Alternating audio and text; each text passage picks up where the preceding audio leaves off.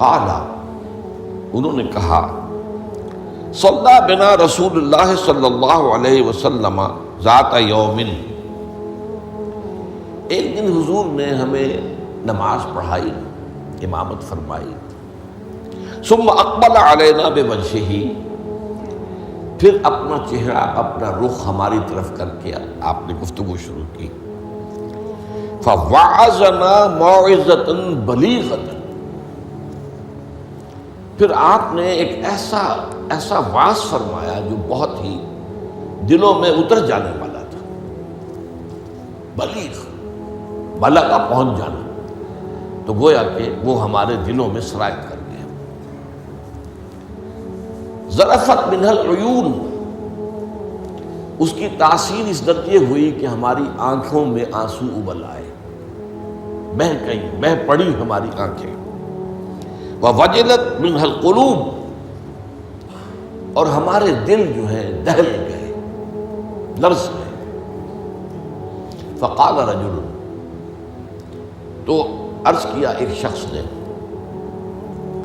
یا رسول اللہ، اے اللہ کے رسول صلی اللہ علیہ وسلم، کأن ہذہ موعظۃ مودع، یہ تو ایسا محسوس ہو رہا ہے کہ آپ کا یہ وعظ وداع کرنے والے کا وعظ ہے، یعنی کہ گویا کہ آپ اب ہم سے رخصت ہونے والے ہیں۔ معلوم ہوتا ہے کہ یہ آخری وعظ ہے جو آپ نے ارشاد فرمایا، جس درجے کا بلیغ اور مؤثر وعظ آپ نے، اور دلوں میں کھپ جانے والا، جس سے آنکھوں میں آنسوؤں کے جو دریا بہنے لگے اور دل جو ہے دہل گئے۔ تو کأن ہذہ موعظۃ مودع، وداع کرنے والا، مودع، تو جیسے وہ جاتے ہوئے آخری وقت میں نصیحت کرتا ہے، آپ کی معلوم ہوتا ہے ایسی نصیحت ہے۔ فأوصنا، تو ہمیں ذرا مزید وصیت فرمائیے کہ آپ ہمیں کیا تاکید کر رہے ہیں، اگر یہ واقعی آپ کا اس دنیا سے رخصتی کا وقت قریب آ گیا ہے تو پھر ہمیں وہ باتیں بتائیے کہ جن کی ہمیں سب سے زیادہ ضرورت ہوگی۔ اب یہاں سے حضور کا قول شروع ہو رہا ہے۔ فقال، حضور نے فرمایا، اوصیکم بتقوی اللہ، سب سے پہلے تو میں وصیت کرتا ہوں تمہیں اللہ کا تقوی اختیار کرنے کی۔ تقوی کے معنی بہت مرتبہ بیان ہو چکے، بچنا، اور یہ تقوی ایک دنیا کا ہے، ایک آخرت کا ہے۔ دنیا میں معصیت سے بچنا، گناہوں سے بچنا، اللہ کی نافرمانی سے بچنا، شریعت کے حدود سے تجاوز کرنے سے بچنا، یہ بچنا ہے، بچ کر چلنا۔ جیسے کہ کسی گھنے جنگل میں سے گزرنا پڑے انسان کو، اور وہاں کوئی پگڈنڈی بھی نہیں، کوئی راستہ بنا ہوا نہیں، اونچی اونچی گھاسیں اور درخت ہیں، اور اگر وہ امیزون کا ٹاس ہو یا کانگو کا ٹاس ہو تو درختوں سے لٹکے ہوئے بھی سانپ موجود ہوتے ہیں۔ تو اب ظاہر بات ہے کہ آدمی کس طرح چوکنا ہو کر پھونک پھونک کر قدم رکھے گا، کہیں ایسا نہ ہو کہ کوئی سانپ کنڈلی مارے بیٹھا ہو اور میرا پاؤں اس پر پڑ جائے، یا اور کسی موذی جانور کا کوئی بھٹ ہو، کوئی بل ہو اور اس میں میرا پاؤں پڑ جائے۔ تو یہ بچ کر چلنا کہ لو سانس بھی آہستہ کہ نازک ہے بہت کام، آفاق کی اس کارگاہ شیشہ گری کا، ہر سانس کا لحاظ رکھو۔ تو سب سے پہلے تو اوصیکم بتقوی اللہ، نمبر 2 والسمع والطاعت، ایک نظم جماعت جو ہے، تمہاری اجتماعیت، صاحب باتیں میرے بات خلافت ہوگی۔ ابھی تو تم میری بات مان رہے ہو، میں اللہ کا رسول بھی ہوں، لیکن اب میرے بعد رسول تو نہیں ہوگا، نبی تو نہیں ہوگا، خلیفہ ہوگا، لیکن اس کے لیے بھی سمع و طاعت، اس کا حکم سننا اور ماننا، تاکہ رکھنے نہ پڑے، جماعتی زندگی میں افتراق نہ ہو۔ اس لیے کہ ظاہر بات ہے کہ United you stand, divided you fall. جب ڈویژن ہو جائے، اختلاف ہو جائے، تو پھر ظاہر بات ہے زوال آ جائے گا، اور یہ ہوا ہے۔ حضرت عثمان رضی اللہ تعالیٰ عنہ کی شہادت کے بعد سے وہ ڈویژن ہو گئی، شیعان عثمان، شیعان علی، اور پھر آپ کو معلوم ہے خانہ جنگی ہوئی۔ حضرت علی رضی اللہ تعالیٰ عنہ کا جو پورا عہد خلافت جو ہے وہ خانہ جنگی کی نظر ہو گیا۔ 1 لاکھ کے قریب مسلمان جو ہے ایک دوسرے کی تلواروں اور تیروں اور نیزوں سے ختم ہو گئے۔ تو ظاہر بات ہے کہ پھر زوال تو شروع ہو ہی جانا تھا۔ فرمایا والسمع والطاعۃ وإن كان عبدا حبشیا، خواہ تمہارا خلیفہ تمہارا امام چاہے ایک حبشی غلام ہو، یہ نہ سمجھنا کہ تم برتر ہو، اعلیٰ ہو، وہ ادنا ہے، وہ گھٹیا ہے، نہیں، حبشی غلام بھی ہو تو فَإِنَّهُ مَن يَعْشُ مِنكُم بَعْدِي فَسَيَرَىٰ اخْتِلَافًا كَثِيرًا، اس لیے کہ تم میں سے جو بھی میرے بعد زندہ رہے گا وہ بہت کثرت کے ساتھ اختلاف دیکھے گا کہ مسلمانوں میں اختلاف ہو جائے۔ اختلاف تو حضرت ابوبکر کے زمانے بھی ہوا، بس بات ہو گئی، اختلاف رائے ہو گیا، پھر فیصلہ ہو گیا، پھر سب عمل کر رہے ہیں۔ ایسا تو کبھی ہو ہی نہیں سکتا انسانی معاملات میں کہ اختلاف نہ ہو، لیکن اختلاف میں شدت ہو جائے، میری بات لازماً مانی جائے، یہ وہ چیز ہے ایجاب کل ذی رائے برائے ہی، کہ ہر شخص جو صاحب رائے ہے وہ اپنی رائے پہ اڑ جائے اور اسی کو اچھا سمجھے، تو پھر جماعت کیسے چلے گی؟ جماعت میں تو ظاہر بات ہے کہ کثر و انکسار کرنا پڑتا ہے، اپنی رائے کو پیچھے ڈالنا پڑتا ہے، امیر کی رائے کو ماننا پڑتا ہے۔ تو فرمایا فَإِنَّهُ مَن يَعْشُ مِنكُم بَعْدِي فَسَيَرَىٰ اخْتِلَافًا كَثِيرًا، اب وہ آیا جو اس موضوع سے متعلق ٹکڑا ہے، فَعَلَيْكُمْ بِسُنَّتِي وَسُنَّتِ الْخُلَفَاءِ الرَّاشِدِينَ الْمَهْدِيِّينَ، تو تم پر واجب ہے کہ میری سنت کو پکڑے رکھنا اور میرے خلفائے راشدین کی سنت کو پکڑے رکھنا، یہ تاکید، ان کی سنت کو مضبوطی کے ساتھ تھامے رکھنا۔ المہدیین، یہ جو خلفائے راشدین ہوں گے یہ مہدی ہوں گے، مہدیین ہدایت یافتہ ہوں گے۔ تمسکوها وعضوها بالنواجذ، دیکھو میری سنت کو اور میرے خلفائے راشدین کی سنت کو اپنے دانتوں سے پکڑ کر رکھو۔ یہ کچلیوں کے دانت جو ہوتے ہیں کسی شے کو پکڑنے کے لیے، درندوں میں آپ کو معلوم ہے یہ لمبی ہوتی ہیں کچلیاں، یہ چونکہ زندہ گوشت کو پھاڑنا ہوتا ہے، زندہ جانور کو یہ کچلیاں ہی ہوتی ہیں جو ان کو پھاڑتی ہیں، یہ آگے کے دانت کی کام نہیں کر سکتے۔ ہمارے ہاں چونکہ اب انسان جو ہے کچا گوشت نہیں کھاتا تو کچلیوں کی اتنی ضرورت نہیں ہے، تو چھوٹی رہنی ہے، نشان تو ہے۔ تو فرمایا عضوا علیہا بالنواجذ، اپنی کچلیوں سے، دانتوں سے اسے پکڑ لو۔ وَإِيَّاكُمْ وَالْمُحْدَثَاتِ الْأُمُورِ، اور دیکھو ہرگز نئے پیدا ہونے والے معاملات کی پیروی نہ کرنا، یہ بدعت ہے۔ میں پچھلی مرتبہ بیان کر چکا ہوں، بدعت اور محدثہ، بدعہ محدثہ یہ ہم معنی الفاظ ہیں۔ وَإِيَّاكُمْ وَالْمُحْدَثَاتِ الْأُمُورِ فَإِنَّ كُلَّ مُحْدَثَةٍ بِدْعَةٌ وَكُلَّ بِدْعَةٍ ضَلَالَةٌ، اس لیے کہ ہر نئی پیدا شدہ چیز بدعت ہے اور ہر بدعت گمراہی ہے۔ میں نے اس اعتبار سے آپ کو یاد ہوگا کہ بدعت کے جو اسباب پیدا ہیں وہ بھی کل پچھلی مرتبہ بیان کیے تھے۔ بدعت کا ایک سبب یہ ہوتا ہے کہ جب دین کا ہماگیر تصور سامنے نہیں رہتا، دین کے ہماگیر تصور میں عبادات بھی ہیں، معاملات بھی ہیں، اور معاملات کی اہمیت زیادہ ہے، معاملات کی کوتاہی کو اللہ معاف نہیں کرے گا، عبادات کی کوتاہی کو اللہ معاف کر دے گا، وہ تو اللہ کے لیے ہے نا، تو اللہ تعالیٰ تو بہت معاف فرمانے والا ہے۔ یہ انسانوں کا حق اللہ کیسے معاف کرے گا؟ آپ نے کسی کا حق مارا ہے تو اس کا حساب کتاب تو ہو کر رہے گا، یا تو آپ کے کچھ برے اعمال، اس کے کچھ برے اعمال، گناہ آپ کے حساب میں آئیں گے، اور یا آپ کی کچھ نیکیاں ہوں گی تو وہ دے دی جائیں گی اس کو جس کا کہ حق آپ نے مارا، وہ گیو اینڈ ٹیک وہاں ہوگا، کریڈٹ ڈسکریڈٹ جو ہے وہ ہوگا، کریڈٹ اور ڈیبٹ وہ ہو کر رہے گی۔ اب تیسری چیز اور ہے، عبادات، معاملات، اور سب سے اوپر اللہ کے دین کو غالب کرنے کی جد و جہد۔ یہ ہم نے حضرت معاذ کی حدیث میں پڑھا ہے، وَضَرْبَتِ السَّلَامُ مِنْ الْجِهَادُ فِي سَبِيلِ اللَّهِ۔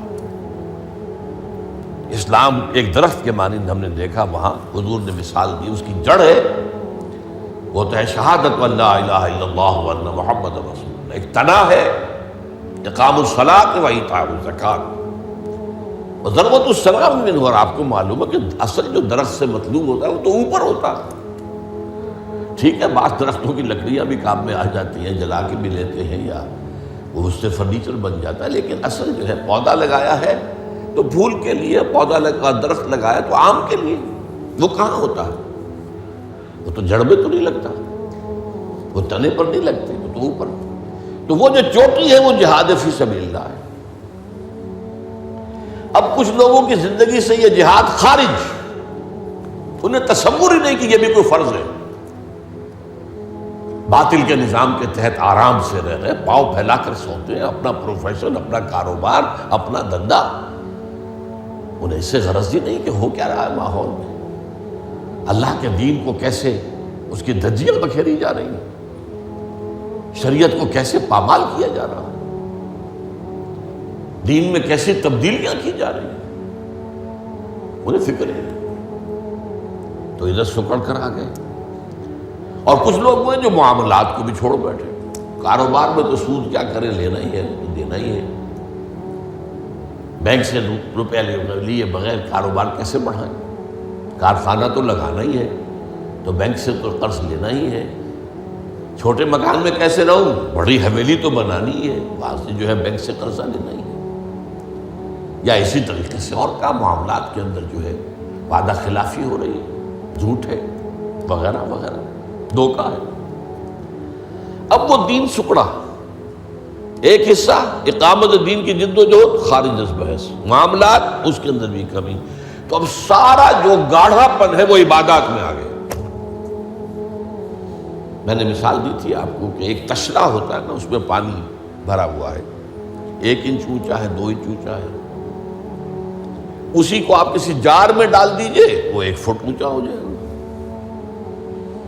تو جب آپ نے یہ بیس اس کا تنگ کر دیا، نہ اقامت دین کی جد و جہد رہی اور نہ معاملات کی پیروی رہی، تو سارا زور اب عبادات، ہر سال عمرہ فرما رہے ہیں، کمائی حرام کی ہے۔ کچھ لوگ ہیں بڑے فخر سے کہتے ہیں ہر سال حج کو جاتا ہوں، اور میرا مصلی مقرر ہے پہلی صف کے اندر، وہاں شرطوں کو رشوت دیتے ہیں اور وہ ان کے مصلی محفوظ رکھتے ہیں، سمجھتے بڑی نیکی کا کام کر رہے ہیں۔ حالانکہ دیکھیے، میں خاص طور پر آپ کو بتا دوں، حضور صلی اللہ علیہ وسلم نے جو عمرہ قضا تھا صلح حدیبیہ کے بعد ہوا، اس کے بعد کوئی عمرہ نہیں کیا۔ سن 8 ہجری میں مکہ فتح ہو گیا، اس کے بعد تو آپ بادشاہ تھے، اب کون روکنے والا تھا؟ کوئی عمرہ نہیں کیا۔ وہ ساری جد و جہد دین کو غالب کرنے کے لیے ہو رہی ہے، آپ کا سارا وقت اس میں لگا ہوا ہے۔ پھر حج نہیں کیا، سن 8 میں رمضان میں مکہ فتح ہو چکا ہے، آپ حج کر سکتے تھے، سن 9 میں بھی نہیں کیا۔ قافلہ جو ہے حجاج کا وہ بھیج دیا، مدینے سے روانہ کر دیا، حضرت ابو بکر کو امیر الحج پر خود دی گئی۔ صرف ایک حج ہے، وہ آخری حج جسے ہم حجۃ الوداع کہتے ہیں۔ اس سے سمجھنا چاہیے ریشیو پروپورشن دین میں کیا ہے، واٹ از واٹ، کس چیز کی کیا قدر و قیمت ہے، کون سی چیز کتنے درجے میں مطلوب ہے۔ یہ جب جو ہے جیسا کہ میں نے کہا یہ دین کا تصور سکڑے گا تو عبادات، اور یہ عبادات خلوص کے ساتھ ہو رہی ہوں گی، اور ان عبادات کے اندر تشدد بھی ہوگا اپنے اوپر، اور مبالغہ ہوگا، بڑھاتے چلے جائیں گے، اور یہاں تک کہ اس میں بدعات ایجاد ہو جائیں گی۔ اب خاص طور پر شب برات، قدمی شب، بہت جو ہے عبادت کر، باقی تو جو کچھ ہوتا ہے اس کو تو چھوڑ دیجئے، آتش بازی ہوتی ہے یا کچھ اور جو ہنگامہ ہوتا ہے، جو جشن، یہ تو کچھ سرے سے دین سے کوئی سروکار ہے ہی نہیں۔ لیکن خاص طور پر اس رات کو مقرر کر لیا، حالانکہ کوئی قوی احادیث موجود نہیں ہے۔ اسی طریقے سے معراج کی شب، وہ ساری چیزیں کیوں ہو رہی ہیں؟ اس لیے کہ عبادات کا جو معاملہ ہے پوری توجہ ان پر مرتکز ہوتی ہے۔ اچھا، دوسرا مسئلہ کیا ہوتا ہے؟ عبادات میں بھی ایک ہے ان کا ظاہر رسم، ایک ہے باطن روح۔ ایک نماز کا ظاہر ہے، فقہی طور پر آپ نے بالکل صحیح نماز پڑھ لی، صحیح وضو کیا، پھر اس کے بعد آپ نے تکبیر تحریمہ کہی، ہاتھ اٹھائے، باندھ لیے، ثنا پڑھی، فاتحہ پڑھی، کچھ اور قرآن کا حصہ پڑھا، پھر رکوع میں گئے، تسبیحات کی، پھر کھڑے ہو گئے، پھر سجدے میں گئے، پھر بیٹھے، پھر سجدے میں گئے، پھر اٹھ کھڑے ہوئے۔ یہ جو رسم نماز ہے، اس کی ظاہری شکل، رسم کہتے ہیں ظاہری شکل کو، رہ گئی رسم ازاں روح بلالی نہ رہی، فلسفہ رہ گیا تلقین غزالی نہ رہی۔ اب اگر اسی پر توجہ مرتکز ہو جائے گی تو روح دین کی طرف سے توجہ ہٹ جائے گی۔ اس ظاہر کے بارے میں تو بڑی نیند میخ ہوگی، چھوٹی چھوٹی باتوں کے اوپر اختلاف ہو جائے گا، من دیگرم تو دیگری، یہ کیا کیا تو نے؟ آمین زور سے کہہ دیا، یہ ہماری مسجد میں آیا کیسے تو؟ آئندہ جرت نہ کرنا، ٹانگیں توڑ دیں گے۔ یہ کیا رفع دین کر رہے ہو؟ چھوٹی چھوٹی چیز، بڑی چیزیں سب ہضم، لکڑ ہضم، پتھر ہضم، سود ہضم، جھوٹے کاروبار سے آنے والی آمدنی ہضم، یہ اختلافات ہضم نہیں ہوتے۔ اس میں پھر رسومات کا اضافہ ہوگا، رسومات پر رسومات، رسومات پر رسومات۔ اب اسی کی ایک مثال ہے، شادی بیاہ کے لیے رسمیں کتنی ہو گئی۔ ہم نے تحریک شروع کی، اللہ کا شکر ہے، کچھ چرچا ہے۔ بھائی نکاح مسجد میں کرو، لڑکی والوں کے ہاں کوئی دعوت طعام اس کا ثبوت نہیں ہے۔ دعوت طعام ایک ہے، اور وہ دعوت ولیمہ ہے لڑکے کی طرف سے، اس کا گھر آباد ہوا ہے، وہ اپنی خوشی منائے، سیلیبریٹ کرے اپنے دوستوں، یہ ثابت ہے، اس کی تاکید ہے۔ باب الولیمہ حدیث کی کتابوں کے اندر پورا باب ہے، باقی اور کوئی نہیں۔ اب یہ ہمارے ہاں بارات چڑھ رہی ہے اور پہلے سرا بن رہا ہے، اور پھر وہاں کچھ پیسے پیش کیے جا رہے ہیں، پھر وہ بارات گئی ہے جتھا بن کر، اور وہ لڑکی والوں کے ہاں جو ہے وہاں نکاح ہوا ہے، اور وہاں پھر وہ جو کھانے کھائے جا رہے ہیں ان میں جو آپ کو معلوم ہے اسراف ہو رہا ہے، جو کھانا جو ہے برباد ہو رہا ہے جس طریقے سے کھاتے ہیں، یہ ساری چیزیں۔ اور پھر کتنی دعوتیں ہوتی ہیں، مہندی کی دعوت ہو رہی ہے، مہندی کی رسم ہو رہی ہے، ابھی تو تاریخ لینے جا رہے ہیں لڑکی والوں کے ہاں، وہ دعوت ہو رہی ہے، جشن ہو رہا ہے۔ پر ہوتا کہاں ہے یہ؟ جن لوگوں کی حرام کی کمائی جو ہے، جن کے پاس انبار اس کے ہیں، وہ اپنی دولت کے اظہار کے لیے یہ سارے کام کرتے ہیں، اور اس کا نام تبذیر ہے قرآن مجید کی اصطلاح میں، تبذیر۔ ان المبذرین کانوا اخوان الشیاطین، یہ جو پیسے لٹانے والے ہیں اپنے نام و نمود کے لیے، شہرت کے لیے، دکھاوے کے لیے، یہ شیطانوں کے بھائی ہیں۔ نتیجہ کیا نکلتا ہے؟ آپ کے پاس تو دولت کے انبار تھے، آپ نے کیا، ایک غریب آدمی کی مصیبت ہو گئی، وہ کیا کرے؟ میری بیٹی کیا کہے گی؟ میری شادی پر میرا باپ یہ بھی نہیں کر سکتا۔ وہ کھاتے پورے کرتے ہیں جس طرح بھی ہو، کچھ بھی، کہیں حرام سے کمائیں، کہیں چوری کریں، کہیں ڈاکہ ڈالیں، کہیں رشوتیں لیں، جس کے ہاں چند بیٹیاں ہو جائیں اس کی نیندیں حرام ہو جاتی ہیں۔ جبکہ اسلام کا اصول یہ ہے، شادی میں لڑکی والوں کا ایک پیسہ بھی خرچ نہیں ہونا چاہیے، مہر لڑکا دے گا، محفل نکاح میں چھوارے لائے یا کچھ اور لائے، ٹافیاں لائے، کچھ آئے، منہ میٹھا کرانے کے لیے لڑکا لائے گا، ولیمہ لڑکا کرے گا، لڑکی والوں کو تو خرچ ہی نہیں، نہ جہیز کا کوئی تصور اسلام میں۔ لیکن ہمارے یہاں سارا معاملہ الٹا ہے۔ تو یہ ہے اصل میں جو اسباب ہوتے ہیں۔ اس میں میں نے ایک چیز آپ کو اور بتائی تھی، جہاں کوئی بدعت آئے گی وہاں سے کوئی سنت غائب ہو جائے گی۔ حدیث سنانے سے رہ گئی تھی، ما احدث قوم بدعۃ الا رفع مثلها من السنت، رواہ احمد رحمہ اللہ۔